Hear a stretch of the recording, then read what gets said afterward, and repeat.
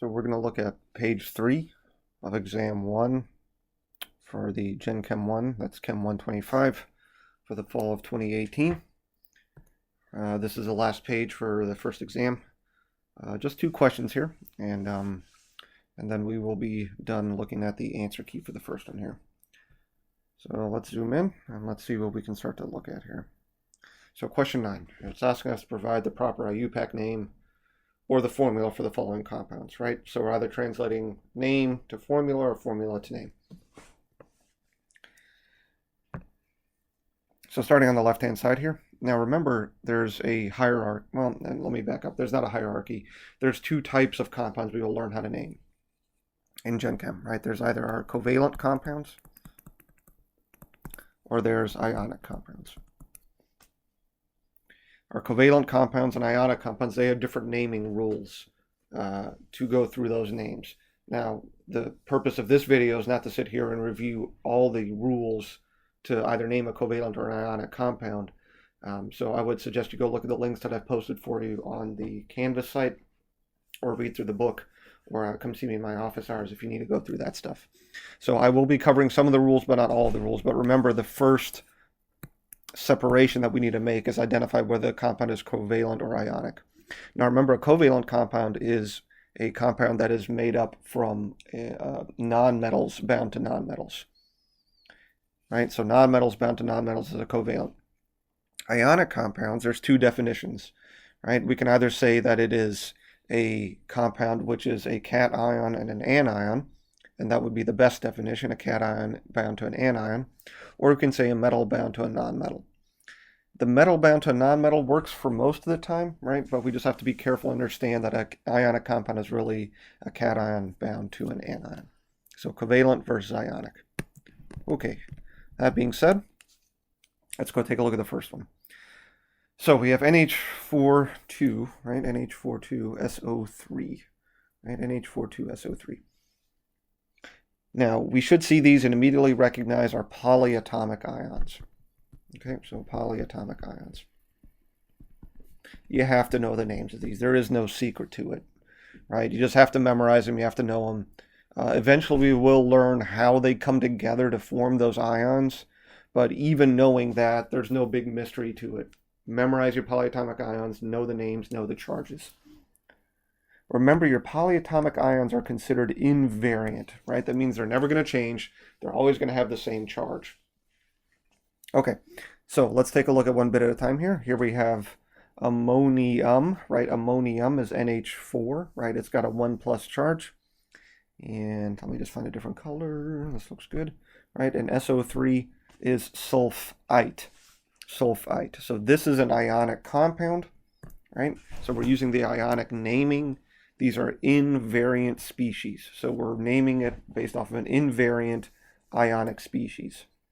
So we would just call this ammonium sulfite. That's it. Okay. Ammonium sulfite. Remember, when I say that it's invariant, that means they're not going to change. So when I say sulfite, you should know that it's got a 2- charge, right? Sulfite in red has a 2- charge. Ammonium always has a +1 charge. And so you can look and see that we need 2 ammoniums for every 1 sulfite. Since they are invariant, we don't have to specify how many of each species there are, right? Ammonium sulfite is ammonium sulfite. That's what it is. All right, next. Just clean that up here, right? Next, we've got chromium bound to a CO3, right? Now, we have a metal, chromium, bound to a CO3, non-metal. We have a cation bound to an anion, so we have another ionic compound. Now, if we pop open, if we pop over to our periodic table, looks like we got some scribbles from our last video there, so let me just clean that up. If we pop over to our periodic table, here's our buddy chromium, right there, smack near the middle of the D block. Now, our D block metals are our variant metals, so we don't know what the charge on those metals are going to be. The charge on those metals are based off of what they are bound to. All right, so a variant metal, you have to look at what they are bound to to identify their charge. So here's how that works. All right, so back over here. Let me zoom in here, right, just to give us some space to work. Okay. So if chromium is a variant metal, we have to look for something else to determine what the charge is. So over here we have our buddy carbonate. Now carbonate is another polyatomic ion. And remember, polyatomic ions are invariant, and carbonate's always going to have a -2 charge. Okay, carbonate always going to have a -2 charge. Now, how many carbonates do we have? Well, there's 3 of them. Okay, don't know why that didn't draw in. Right, so carbonate has a -2 charge. There's 3 of them. So overall, carbonate is bringing in a -6. All the carbonates are bringing in a -6. So everything here is -6.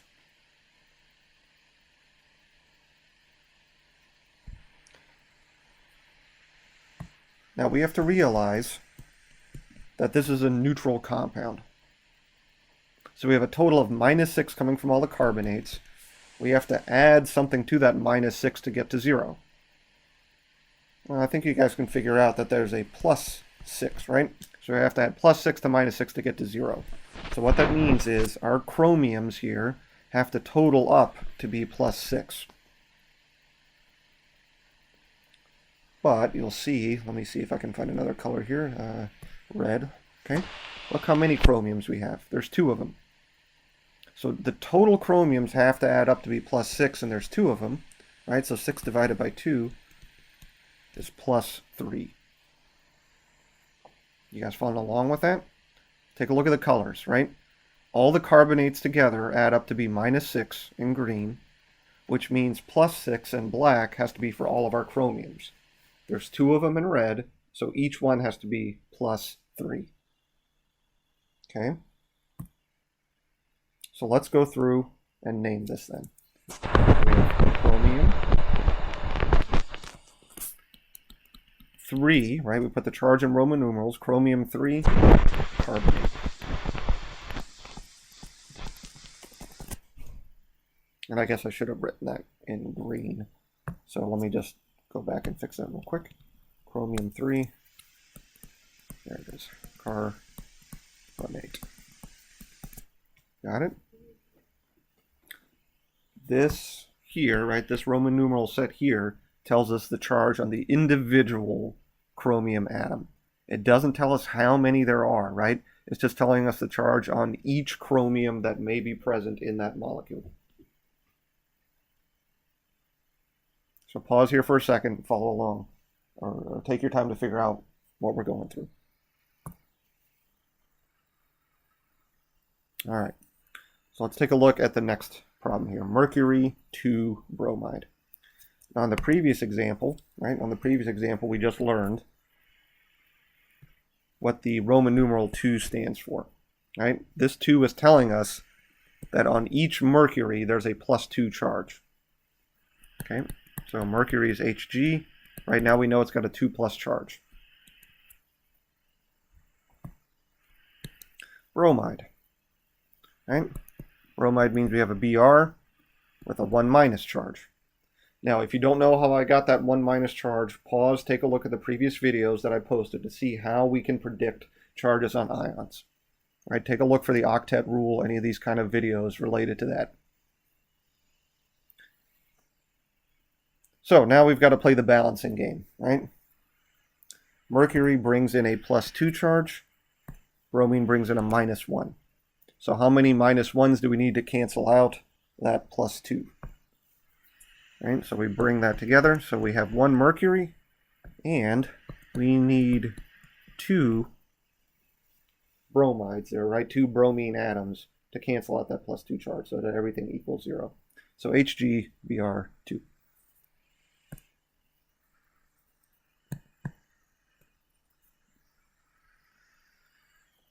All right, moving along here. Aluminum hydroxide. Okie dokie. So you'll notice there are no Roman numerals, so that indicates that we're not dealing with any variant metals in this case. So we just have to know the individual components. Hydroxide, that is one of our polyatomic ions. OH 1-, just something to memorize. Aluminum 3+, right? And so then the question becomes again, how many hydroxides do we need to balance out the 3+ of the aluminum? So hopefully we can do that math.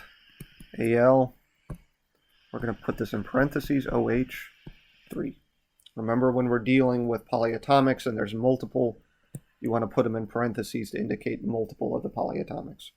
So aluminum hydroxide.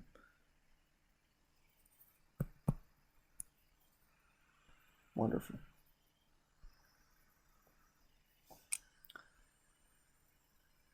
All right. Finally, something a little bit different. So SO2, we have a non-metal sulfur bound to a non-metal oxygen. So we're dealing with a covalent compound in this case. So covalent compounds have different rules. In brief, the rules to name a covalent compound is we use our prefixes to indicate how many of the atoms there are. Right? Then we just name it in order. So sulfur dioxide. Right? Sulfur dioxide. We could call it monosulfur dioxide too. That'd be perfectly acceptable. It's just typically we leave the mono off if there is just one atom at the beginning, right? So if there's just one sulfur, we could call it monosulfur, but typically we just leave that mono off. The di indicates, right? The di here indicates how many oxygens we have. And don't forget that we always end with IDE, right? For the other atom that's in our covalent compound there, right? So sulfur dioxide.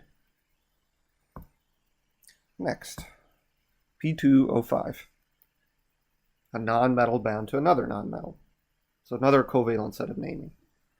So we have two phosphorus, so we call it diphosphorus. Oops, diphosphorus. Right.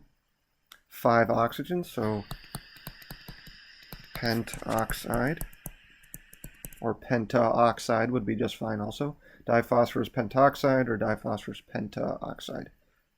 Either way would be just fine. The di indicating 2, right? 2 phosphorus, the pent 5.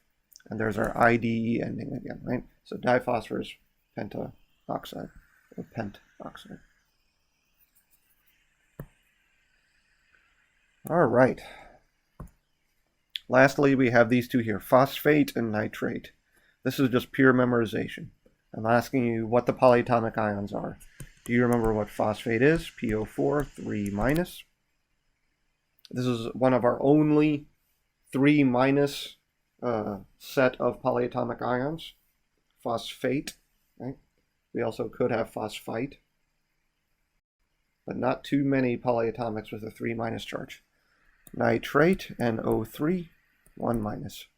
Nitrate being one of the most common polyatomic ions that you'll run into, right? Phosphate is very, very common too, especially in biological systems. But phosphate and nitrate, there's no big secret to this, you just got to memorize it at the moment. Okay? All right. Let me zoom out so you guys have the answers. I will box off our answers here. Right, there it is. Sulfur dioxide. Oh, let me clean this up. There it is. Sulfur dioxide, diphosphorus pentoxide, PO4, 3-, NO3, 1-. Wonderful. Now the last problem, balancing the equation. There's not too much work I can necessarily show you how to go through and balance an equation. Right, balancing an equation is just kind of you pick an atom. Right, there's different methods, and you can take a look through the notes that I have. Right, we can pick an atom, and we can go through and start to make sure what happens as we change the coefficients. Right, so I'm just going to show you the answers here, and I'll give you a brief comment about how we can go through and look at balancing equations. Now, if we take a look at the second equation here, right? One note that I want to make is when you see polyatomic ions like nitrate here, that's usually where I would pick, where to start balancing equations, right? And I leave my polyatomics as a unit, right? So I leave my polyatomics as a unit. So nitrate, right? Nitrate starts out here, right, as NO3 and ends up here as NO3, right? So nitrate remains as nitrate. And so I started my work here by balancing with the nitrates and then worked out from there. So that's one trick that you can pay attention to that's useful sometimes, is look for your polyatomics, leave them as a unit if they remain as a unit on both sides of the equation. But other than that, not too many comments I can make about balancing the equation other than looking through some of the practice problems that we have. That being said, that's the end of exam 1. If you have any questions, again, please email me or come by, see me in my office.